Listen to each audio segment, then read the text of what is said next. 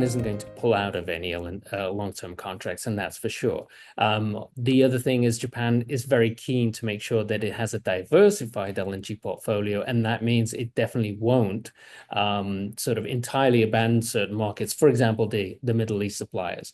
However, you can and will see, or a certain rebalancing of the portfolio that won't necessarily impact the Middle East suppliers the most, but it could impact some of the other suppliers. So one of the geopolitical considerations has been, well, Japan has a lot of Russian LNG contracts coming up for renewal. Will it renew them or not? Mm-hmm.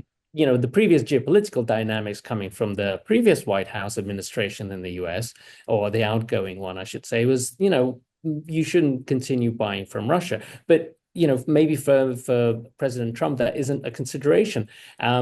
There is also the issue of Australian LNG. Now, Australia LNG, as you know, is the biggest dominant LNG supplier to Japan, much sort of head and shoulders above some of the other countries. But Australia has also been on a much more sort of net zero pathway and has talked about potentially limiting its exports. That has been dialed down, but that means Japan is going to try and continue diversification of its LNG supplies.